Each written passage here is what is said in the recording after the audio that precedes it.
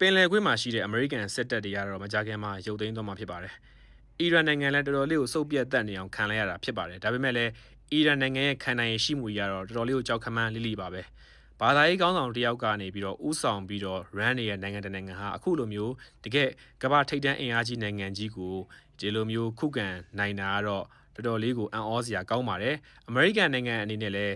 ဒီကုန်းတွင်းမိုင်းကိုဝင်ရောက်မတိုက်ခိုက်ဘူးဆိုတာလည်းဆုံးရှုံးမှုများမယ်ဆိုတာကိုကြိုတင်သိတဲ့အတွက်ကြောင့်မလို့ဝင်ရောက်တိုက်ခိုက်ခြင်းမပြုတာပါဒီနေရာမှာအမေရိကန်သမ္မတထရန့်ကိုလည်းချီးကျူးစရာကောင်းပါတယ်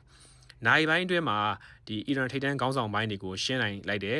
ဒုတိယတန်းခေါင်းဆောင်တွေတတိယတန်းခေါင်းဆောင်တွေကိုသူရှင်းနိုင်လိုက်တယ်ဒါပေမဲ့ဒီတခြားနိုင်ငံတွေဖြစ်စေခြင်းနဲ့ပေါ့နော်ရုရှားတို့တရုတ်တို့ကအီရန်စစ်ပွဲမှာအမေရိကန်ကိုစစ်ပန်းသွားစေခြင်းနဲ့အကယ်၍သာအီရန်အမေရိကန်စစ်ပွဲမှာအမေရိကန်သာစစ်ပန်းသွားမယ်ဆိုလို့ရှိရင်ကမ္ဘာပါဝါချိန်ဝင်ရလဲတော်တော်ပြောင်းလဲသွားမှာဖြစ်ပါတယ်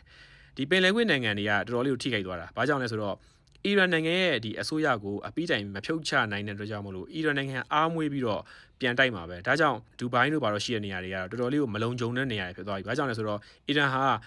စိတ်မထင်တယ်လို့ဒုံးကျည်နဲ့ပြစ်လို့တိုက်ခိုက်မှာဖြစ်တဲ့အတွက်ကြောင့်မလို့တထေးတော်များဟာလည်းယင်းနှီးမြုပ်နှံမှုတွေလုံနိုင်မှာမဟုတ်တော့ဘူးပေါ့အဓိကကတော့ဟိုတယ်နဲ့ခရီးသွားလာရေးတို့ဘာလို့ဒီလိုကဏ္ဍတွေ financial နဲ့ပတ်သက်တဲ့ကဏ္ဍတွေမှာ